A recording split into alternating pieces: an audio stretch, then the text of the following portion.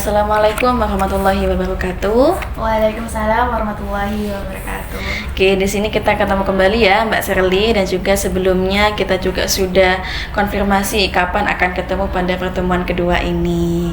Dan juga di sini Mbak Sherly, bagaimana nih perasaannya hari ini? Perasaannya hari ini lumayan senang. Lumayan seneng. Senangnya kenapa? Senangnya bisa bertemu lagi, bisa berkerseni lagi dengan Bu Tasya. Alhamdulillah. Oke, di sini Mbak Sherly merasakan sudah senang ya ketika sudah ketemu sama Bu Tasya. Oke, karena pertemuan sebelumnya kita juga sudah membahas mengenai permasalahan yang mengenai kebingungan antara kuliah dan juga pekerjaannya dari Mbak Sherly. Kita hari ini akan melanjutkan nih, dan juga kita akan mengetahui gimana ya ke depannya, dan juga Bu Tasya ingin melihat apakah Mbak Sherly sudah merasakan adanya perubahan atau belum begitu. Oke, duduknya sudah nyaman? Sudah nyaman. Oke, kalau mau majuan lagi nggak apa-apa loh Mbak Sherly. Nyaman. Kalau mau nyenden nggak apa-apa. Oke. Nah, di sini sudah sarapan ya? Sudah makan MBG? Sudah nyemil? Sudah. Oke, kalau mau minum ini ya. Oke. Nah, di sini tujuannya sama nih Mbak Sherly. Jadi sebelumnya memang kita akan mengetahui ya bagaimana kemajuan dari hasil pengerjaan LKPD dan juga hal yang perasaannya dari Mbak Sherly. Lalu di sini untuk asasnya itu masih sama, adanya keterbukaan, kerahasiaan, dan juga kesuaralaan. Nah, lalu di sini menurut Mbak Sherly, apakah ada hal yang mau diceritakan selama pengalaman mengisi LKPD atau hal-hal yang mengenai permasalahannya Mbak Sherly ini sebelum kita lanjut?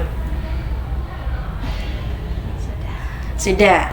Berarti hal-hal yang sudah ingin dibicarakan sudah ada pada LKPD ya? Sudah. Oke, di sini awalnya Mbak Sherly merasakan kebingungan. Nah, di sini menurut Mbak Sherly masih merasa bingung nggak? Sudah tidak lagi. Oke, kita akan melihat perkembangan Mbak Sherly ya. Nah, kalau di pertemuan sebelumnya Mbak Sherly itu kan sudah menilai dirinya Mbak Sherly awalnya. Nah, awalnya Mbak Sherly itu ada pada angka berapa? 4. Oke, ada itu sangat ini ya. Oke, Bu Tasya agak lupa nih. Nah, ada pada angka 4. Nah, sebelumnya Mbak Sherly itu masih sangat-sangat bingung, belum terarah ini Bu, dan juga masih sangat-sangat bingung gitu ya.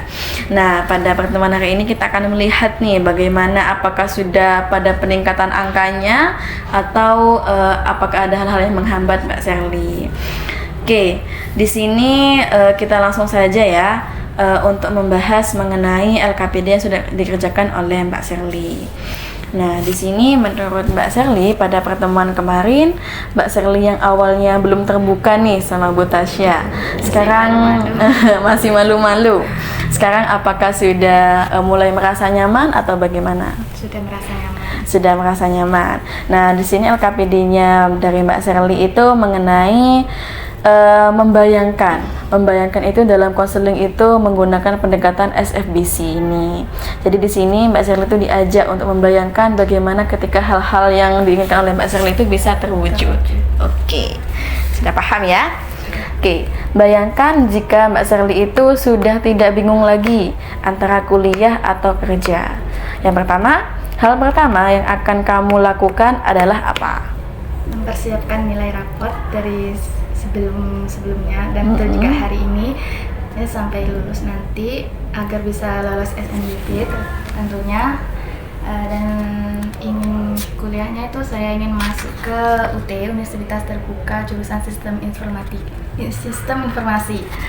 Karena sedikit sama lah dengan jurusan yang saat ini. Dengan RPL. Lalu serta membangun portofolio agar saya bisa mencari kerja atau freelance di daerah Kota Probolinggo, serta setelah lulus nanti tetap bisa kumpul dengan keluarga.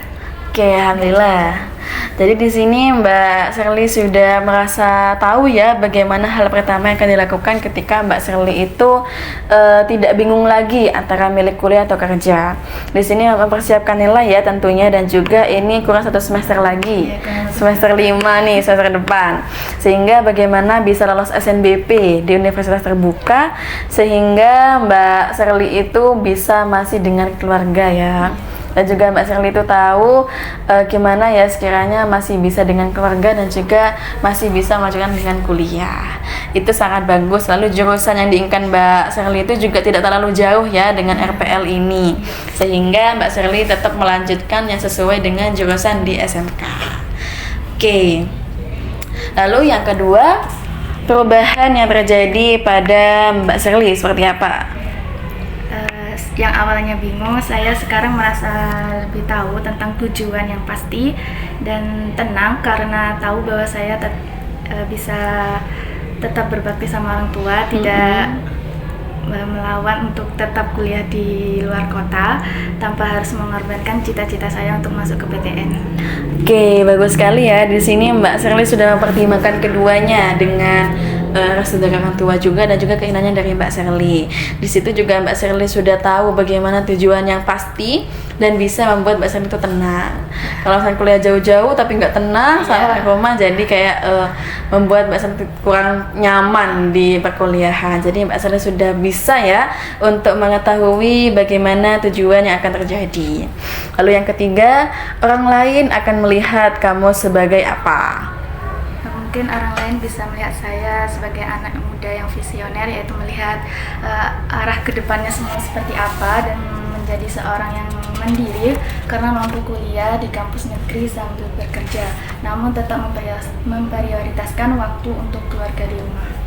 Oke, di sini Mbak Shirley juga sudah bisa membayangkan ya bagaimana ketika orang lain itu melihat Mbak Shirley bisa sebagai visioner sehingga Mbak Shirley itu terlihat lebih profesional lagi, dan juga bagaimana sih kedepannya Mbak Shirley itu bisa menuntut tujuannya sendiri.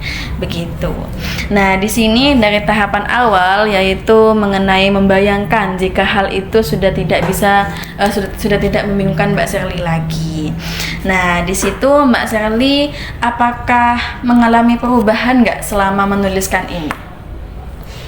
Mengalami perubahan tentunya ada. Dari yang Seperti awalnya apa? bingung, nggak punya tujuan, yang awalnya pengen masuk PTN kayak di Malang, di Surabaya, tapi sama orang yang tua nggak boleh. Itu sekarang lebih punya gambaran kenapa nggak masuk di UT aja, kuliah online. Jadi lebih semangat lagi untuk belajarnya.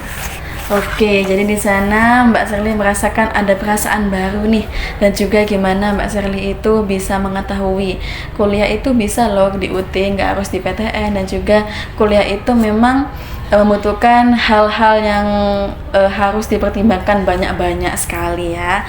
Nah, di situ kalau menurut Mbak Shirley yang awalnya Mbak Shirley ini pada pertemuan pertama masih bingung, sekarang sudah tahu ya bagaimana ketika hal itu sudah tidak bingung lagi. Apakah Mbak Shirley sudah merasakan hal yang berbeda? Hal berbeda dari yang sebelumnya? Iya.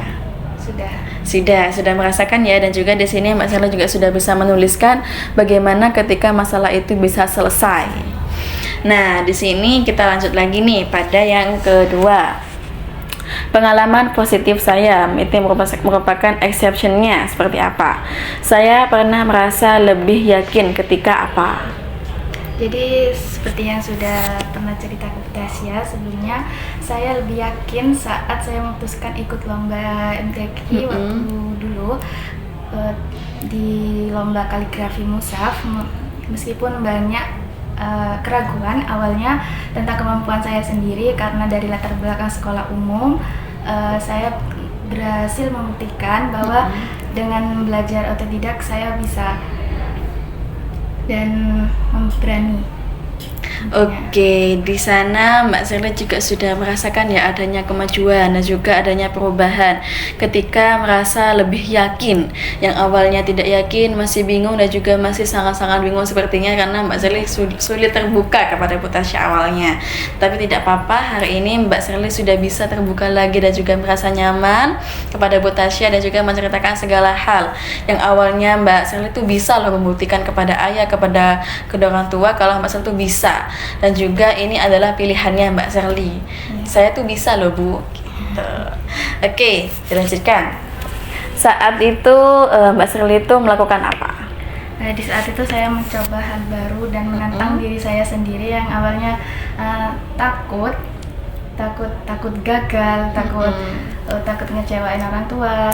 Di sini saya mencoba untuk berani keluar dari zona nyaman tersebut, sehingga saya lebih disiplin, berani belajar mandiri dan aktif mencari ilmu dari orang-orang sekitar yang saya temui di saat itu. Seperti kan saya waktu itu juga sendiri, tidak ada yang nemanin karena bukan dari sekolah, bukan dari TPQ atau tempat pengajian gitu. Intinya saya daftar sendiri. Kemudian di saat itu karena melihat saya sendiri tidak ada yang dampingin, di situ ada juri yang nawarin ke saya, kenapa kok sendirian gitu. Jadi menawarkan saya untuk belajar sama beliau. Jadi ada gambaran lah, yang awalnya saya sendiri ternyata di luar sana itu banyak orang yang bantu saya.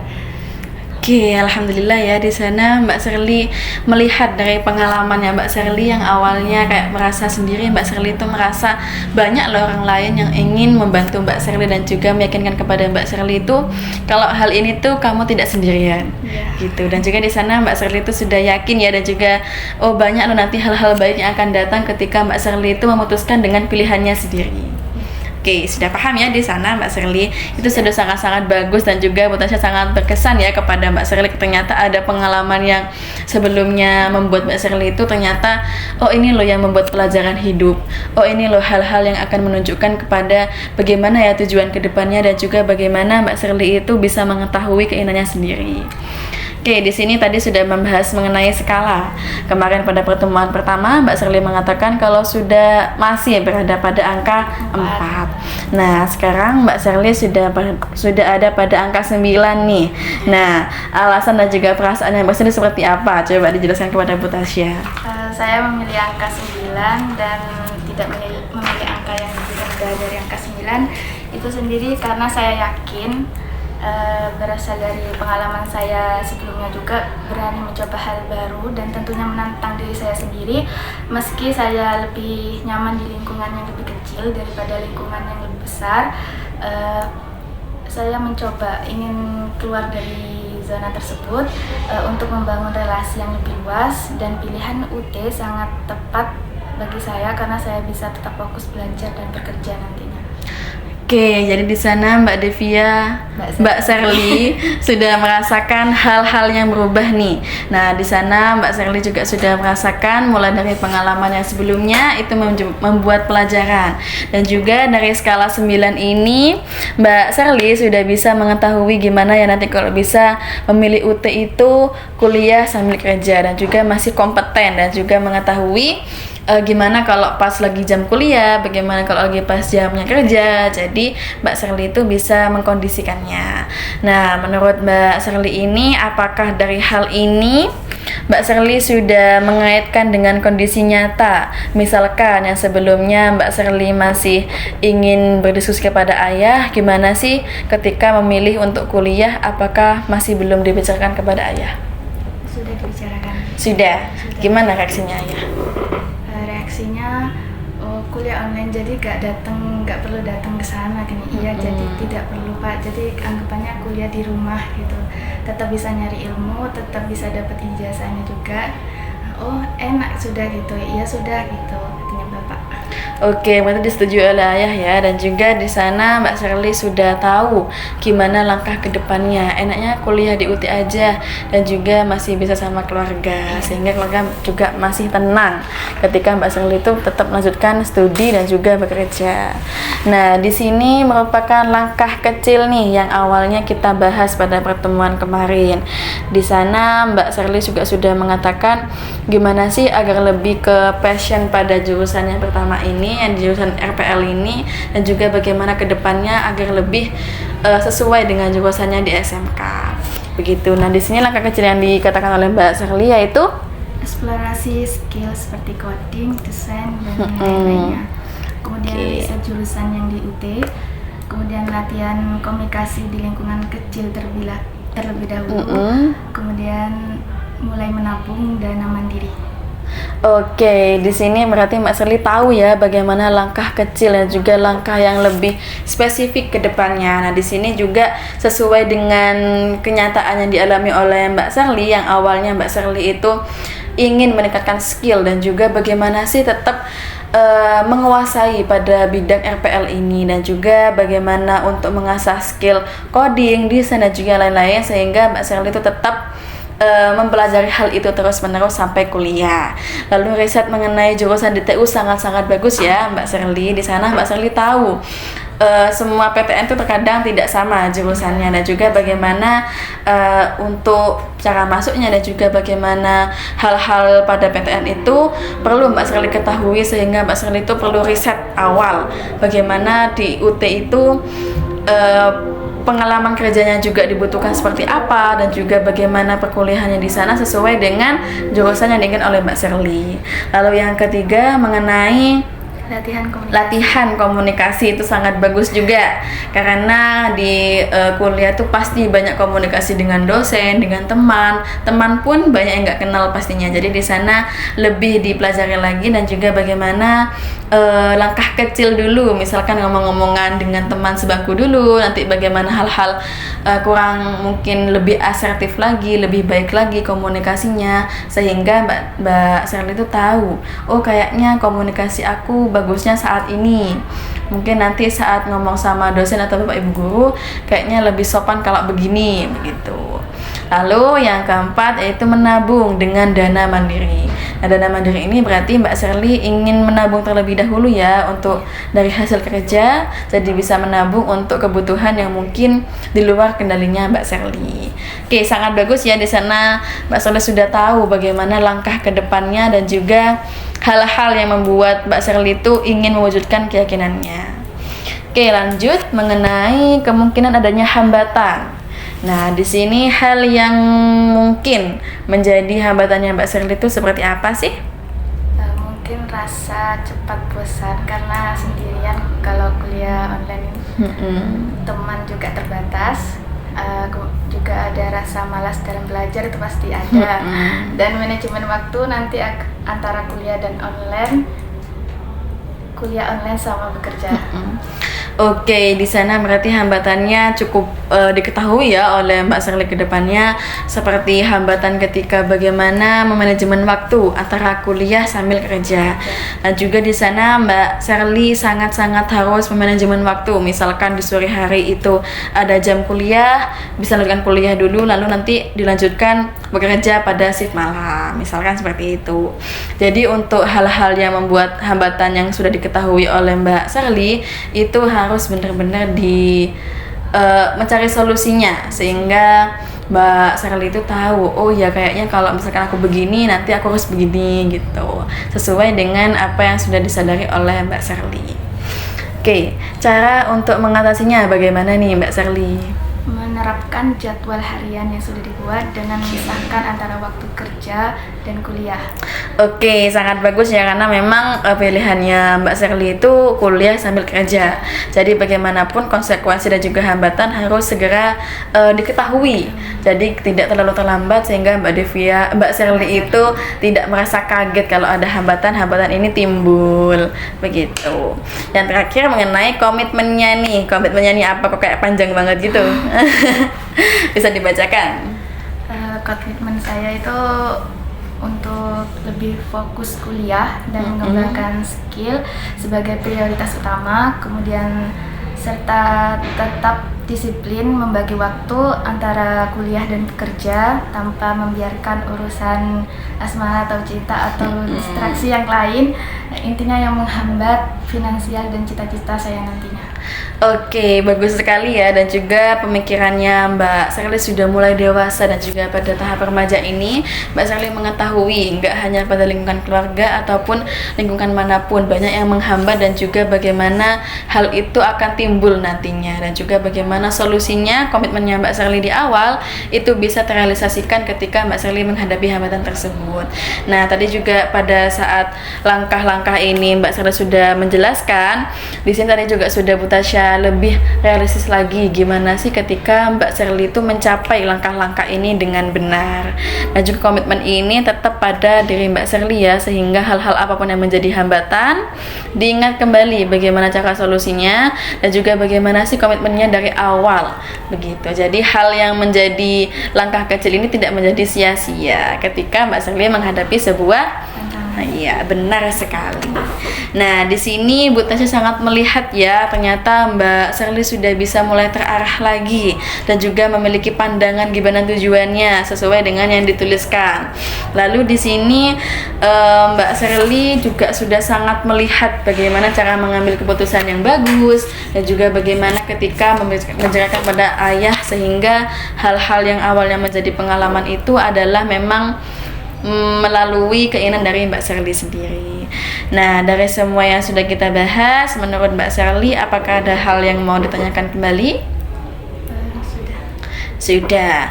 Nah, di sini apakah jika nanti Mbak Sherly merasa ragu lagi, itu hal apa yang akan dilakukan oleh Mbak Sherly? Mengingat tujuan awalnya. Oke, mengingat tujuan awal, karena memang tujuan awalnya itu seperti apa? Gitu. Tujuan awal kuliah dan tetap kumpul sama orang tua. Oke. Tidak main-main saat kuliah juga. Tentunya lebih fokus ke kuliah. Oke, jadi di sana ketika Mbak Sherly sudah mungkin nanti merasa ragu lagi ketika sudah kuliah atau sudah bekerja atau sebelum kuliah atau sebelum kerja, Mbak Sherly tahu bagaimana tujuan awalnya, bagaimana ketika Mbak Sherly itu bisa loh untuk mencapai tujuan itu ketika tidak ragu lagi, sehingga Mbak Sherly itu mengetahui aku awalnya loh mau kuliah, aku loh yang awalnya loh bingung, kenapa kok sekarang aku masih ragu lagi, dan harus dikuatkan lagi sehingga Mbak Sherly itu merasa tujuan itu harus dicapai. Gitu. Tetap semangat ya buat Mbak Sherly dan juga Bu Tasya akan selalu mendukung Mbak Sherly. Nah, tadi juga sudah dengan komitmen ini Mbak Sherly bisa bagaimana lebih konsisten lagi ke depannya dan juga langkah-langkah ini bisa dilakukan oleh Mbak Sherly di kehidupannya Mbak Sherly sehingga hal-hal yang menjadi keinginannya Mbak Sherly itu bisa segera tercapai. Begitu ya. Nah, sebelum sesi ini berakhir, apakah ada hal yang mau ditanyakan lagi? Sudah cukup. Di sini Bu Tasya sangat banyak ya menangkap banyak hal dari hal konseling yang di awal maupun pada pertemuan kedua ini. Bu Tasya melihat bagaimana sih perubahannya Mbak Sherly. Awalnya Mbak Sherly sangat bingung, kayaknya kuliah itu biayanya gede Bu, kalau gini kayaknya ayah nggak setuju. Lalu dari hal ini pada pertemuan kedua ternyata Bu Tasya melihat banyak hal baru ya dari Mbak Sherly yang awalnya oh iya Bu sudah dibicarakan sama ayah, katanya nggak apa-apa kalau kuliah tapi online, nggak apa-apa, hal itu adalah keputusan dari keluarga juga. Apapun hal-hal yang menjadi kebingungannya Mbak Sherly itu harus dibicarakan kepada orang tua, jadi orang tua tuh tahu keinginan anaknya seperti apa. Oke, nah dari pertemuan ini Bu Tasya ingin tahu bagaimana perasaan dari Mbak Sherly hari ini setelah mengikuti konseling. Lega. Dibicarakan yang di dalam hati, dibicarakan ke orang lain udah lega. Udah lega, alhamdulillah ya. Jadi di sini Mbak Sherly tahu konseling ini untuk membantu Mbak Sherly bagaimana yang awalnya punya masalah apa, jadi bisa Bu Tasya bantu. Gimana sih untuk mencari solusinya dan gimana sih agar Mbak Sherly itu tetap pada tujuannya. Nah, di sini apa hal baru yang ditangkap oleh Mbak Sherly pada sesi konseling?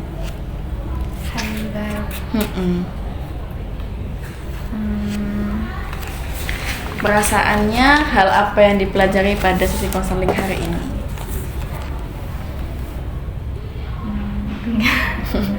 Hal baru Bagaimana? mungkin gambarannya lebih luas lagi. Oke, di sini Mbak Sherly sudah melihat bagaimana gambaran kedepannya itu lebih luas lagi, dan juga Mbak Sherly ibu harap tetap sesuai dengan LKPD ini, jadi bagaimana Mbak Shirley itu mengetahui adanya hambatan, adanya langkah-langkah kecil yang bisa terrealisasikan di kehidupannya Mbak Shirley. Lalu ketika Mbak Shirley mungkin lagi merasa ragu, coba bayangkan ketika di awal Mbak Shirley itu bisa loh untuk mencapai ketika masalah itu selesai. Jadi coba sekitar mungkin Mbak Shirley mengenai hal masalah yang lain, itu bisa dibayangkan gimana ya ketika aku gini, gimana ya ketika aku gini, sehingga hal itu timbul hal positif dan juga bisa mengetahui gimana mencari solusinya. Mungkin ketika masih bingung, Mbak Shirley bisa melihat lagi komitmennya apa sih di awal, tujuannya tuh apa sih di awal. Jadi di sana Mbak Shirley masih dengan komitmennya sendiri. Jadi masih sadar, oh iya aku awalnya lo gini, kok bingung lagi ya. Jadi aku kayaknya oke, kata Bu Tasya gini. Jadi masih diingat oleh Mbak Shirley, sehingga Mbak Shirley itu tetap pada tujuannya pertama. Oke, sudah cukup. Apakah ada hal yang masih dibingungkan dari Mbak Shirley? Sudah cukup ya.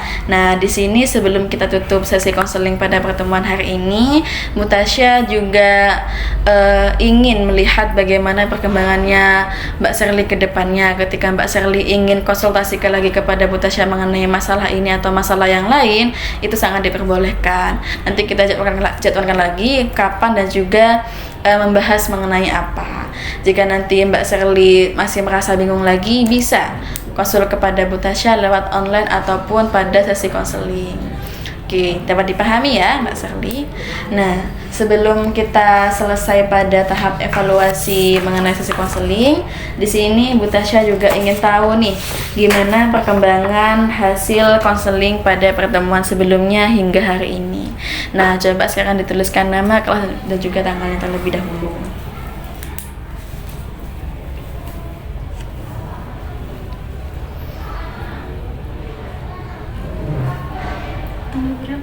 Tanggal 24. Iya, 24.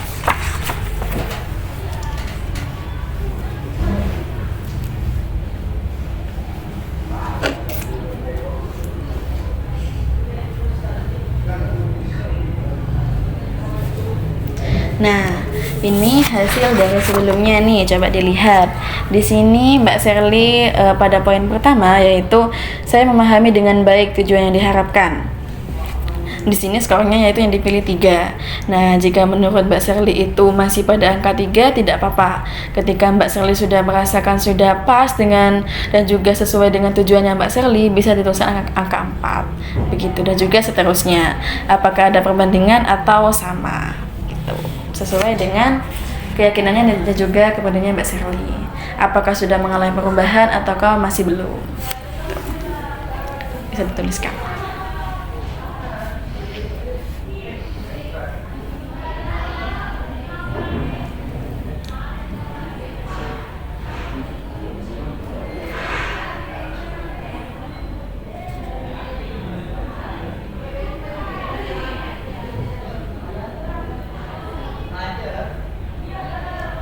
Masih tetap. Oke, tidak apa-apa. Nah, ketika Mbak Shirley sudah merasakan masih tetap, tidak apa-apa. Itu adalah perkembangan yang bagus. Yang awalnya masih ada yang angka 3, sekarang sudah di angka 4 gitu, nggak apa-apa. Nah, dari hasil evaluasi ini dan juga konseling pada pertemuan hari ini, apakah sudah merasa cukup atau ada hal yang masih bingung? Sudah cukup. Sudah cukup. Oke, di sini Bu Tasya sangat-sangat mengapresiasi Mbak Shirley tentunya, dan juga bisa mengikuti tahapan konseling dari pertemuan pertama sampai kedua hari ini, sehingga Mbak Shirley bisa mengetahui bagaimana perubahannya. Bu Tasya pun begitu, bagaimana sih perubahannya dari Mbak Shirley ini bisa membantu Mbak Shirley ke depannya, dan juga bagaimana sih konseling ini membantu Mbak Shirley ke depannya, sehingga Bu Tasya itu tahu, oh ya, Mbak Shirley sudah bisa mengetahui yang lebih terarah lagi dan juga mendapat pemahaman lebih luas lagi, begitu. Oke, sudah cukup?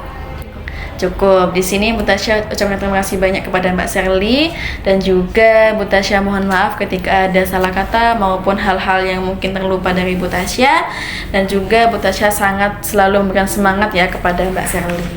Oke, di sini karena sudah cukup mengenai pertemuan kedua, Bu Tasya tutup dulu ya. Wassalamualaikum warahmatullahi wabarakatuh. Waalaikumsalam warahmatullahi wabarakatuh. Terima kasih banyak Shirley. Terima kasih kembali.